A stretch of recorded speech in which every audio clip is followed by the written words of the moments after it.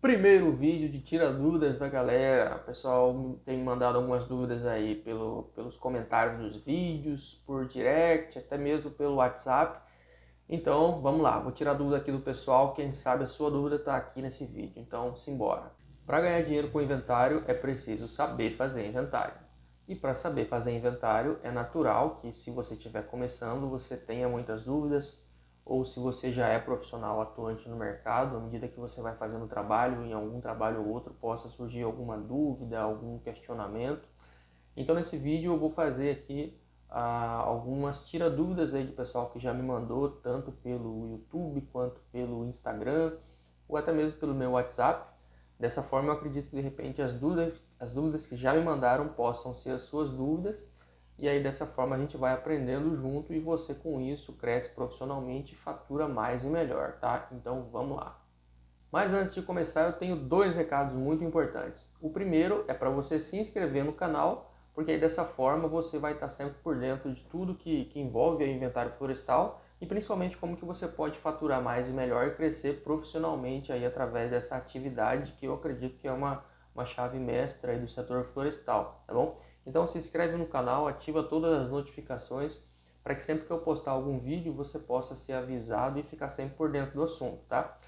O segundo recado é que estão abertas as inscrições para a Semana do Inventário Florestal, tá bom? Vai acontecer nos dias 14, 15 e 16 de setembro, vai ser um evento 100% online e gratuito que eu estou organizando, tá? E aí nesse evento você vai receber vários conteúdos, dicas e informações, não só para tirar dúvidas suas sobre inventários florestais, mas também para que você possa faturar mais e melhor aí no setor florestal, tá bom? Então o link para você se inscrever já está aqui na descrição aí do vídeo, tá ok? Então se você ainda não se inscreveu, se inscreva agora mesmo e não perca essa oportunidade que eu estou preparando aí para você, tá bom? Nos dias 14, 15 e 16 de setembro, evento 100% online e gratuito, tá? Então vamos lá para o vídeo.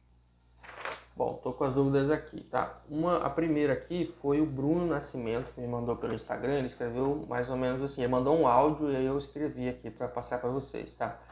Estou fazendo um TCC relacionado ao inventário florestal e vou fazer umas parcelas em áreas de pinos. Preciso fazer a marcação no GPS de cada árvore ou posso apenas marcar a árvore central de referência e a partir dela marcar um raio para as demais árvores da parcela, tá? Então, pelo que o Bruno escreveu aqui, né, pelo que eu entendi da pergunta dele, né, ele vai fazer parcelas circulares, né, se ele vai marcar uma árvore central de referência e a partir dela um raio, então significa que são parcelas circulares. E aí ele quer saber se ele precisa marcar com GPS todas as árvores da parcela, né? Eu até já respondi para ele, mas compartilhando a resposta aqui com vocês, vai depender principalmente se você vai fazer, se são parcelas permanentes, né? Ou se é uma parcela temporária ali de medição, tá? Ou seja, se você vai fazer um primeiro inventário e aí você vai fazer outros inventários seguintes de acompanhamento, é importante que de alguma forma você consiga identificar aquelas árvores da parcela para que nos inventários seguintes você consiga identificar ali qual que é, por exemplo, a parcela 1, árvore 10, parcela 1, árvore 1, parcela 1, árvore 2, todas as árvores daquela parcela em cada um dos inventários seguintes, né? Então, dessa forma, você deve criar como que uma metodologia, né? Se são parcelas circulares, você vai definir lá, por exemplo, uma parcela, uma árvore central e a partir dela um raio para definir ali os limites da parcela, né? Você pode então definir uma metodologia em que, por exemplo, você pode marcar com GPS, né? Só essa primeira árvore da parcela e você faz alguma identificação dela com tinta, alguma coisa do tipo, né? Para identificar aquela árvore de referência. E aí nessa sua metodologia, você faz ali como que um sentido de caminhamento, de tal forma que no inventário seguinte você consiga identificar qual que é a árvore de referência, qual que é a primeira árvore, qual que é a segunda e assim por diante, tá bom? Então, em parcelas permanentes é importante você ter ali alguma forma de que em cada inventário você consiga sim identificar as árvores da parcela. Eu não vejo necessidade de você marcar com GPS todas as árvores, né? Mas é importante você de alguma forma conseguir identificar a localização da parcela e aí dentro da parcela cada uma dessas árvores, tá bom? Agora, se for um inventário um inventário único, né, um inventário ali, uma parcela temporária. Então, na minha opinião, não tem necessidade de você conseguir fazer todo esse trabalho de metodologia para identificar as árvores nos inventários posteriores. Agora, o nosso colega que não falou o nome, ele me chamou pelo WhatsApp, lá só estava escrito AgroScience, né? Então, ele não falou o nome, eu esqueci de perguntar, mas a pergunta dele, ele mandou alguns dados e tal, e ele perguntou assim, a partir do seu vídeo de estrutura horizontal e vertical, que eu tenho esse vídeo já publicado, então dá uma pesquisada aí, né? Acho que tá no YouTube, dá uma olhada lá, estrutura horizontal e vertical. A partir do seu vídeo de estrutura horizontal e vertical, eu tenho uma dúvida em relação a alguns cálculos. Eu gostaria de saber como calcular o PSA, o IVI e o IVI ampliado, né? Vamos lá. Primeiramente, vamos entender o que é o PSA, né? Quando a gente faz, né, falando agora em florestas nativas, quando a gente faz um inventário em floresta nativa, existe lá os cálculos de estrutura horizontal, ou seja, a gente faz uma análise da interação do ponto de vista horizontal, né? Uma análise da interação entre as espécies, com a quantidade, distribuição das espécies e tudo mais. E também existe os cálculos de estrutura vertical, né? Então a gente faz também uma análise no extrato inferior da floresta, no extrato médio, no extrato superior.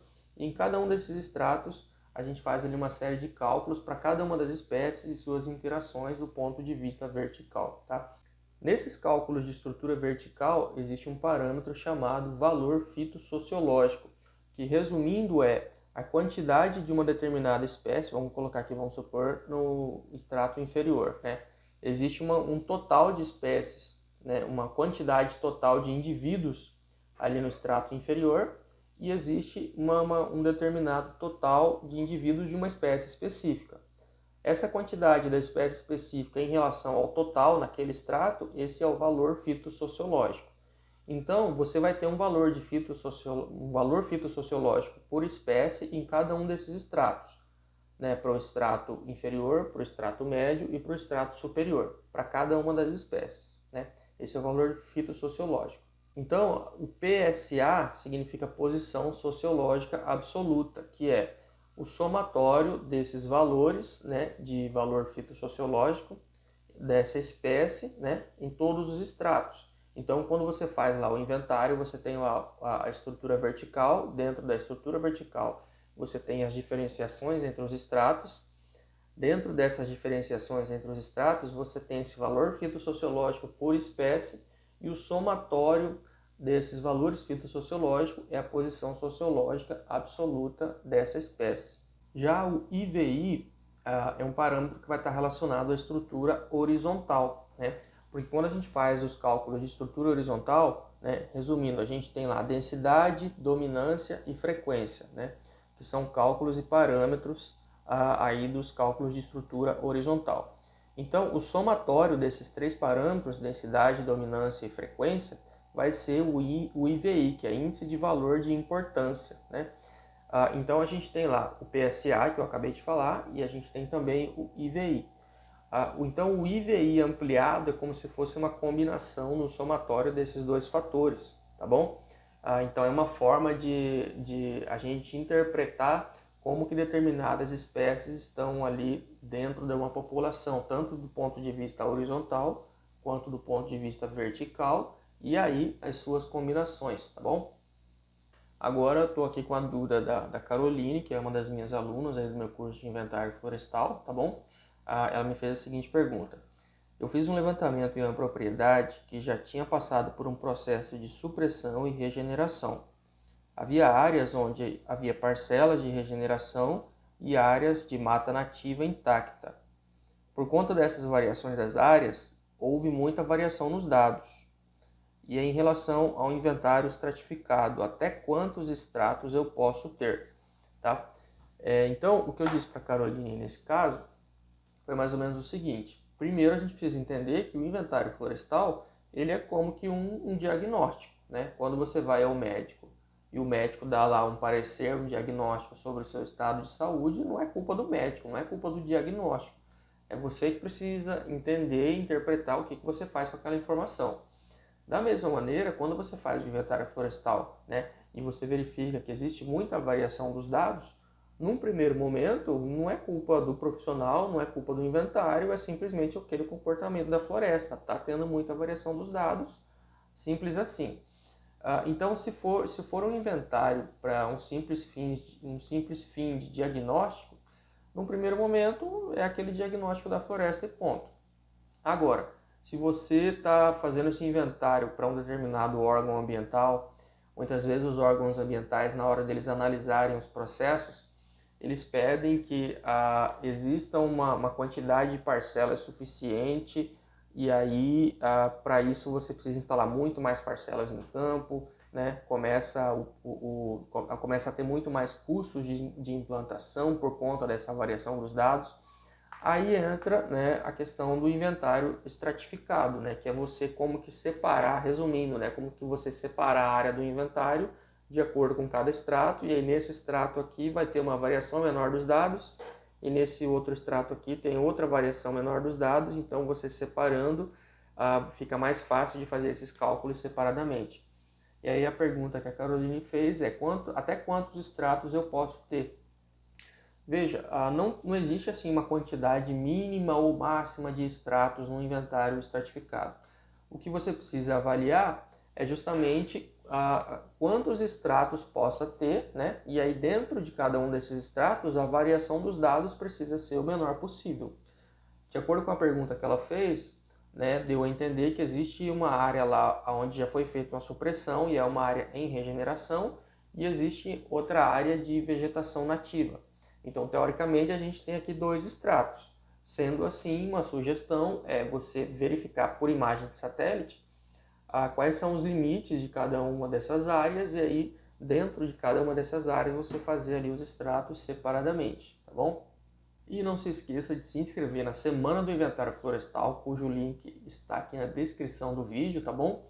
Se você gostou desse vídeo, foi o primeiro vídeo que eu fiz aqui sobre tira dúvidas aí do pessoal. Ou se você tem alguma dúvida também, escreve aí para mim nos comentários, que eu vou estar sempre atento para, quem sabe, fazer algum vídeo aí tirando a sua dúvida, tá bom? Espero que vocês tenham gostado, continue se inscrito aí no canal e ative todas as notificações, gente. É isso aí, valeu, muito obrigado.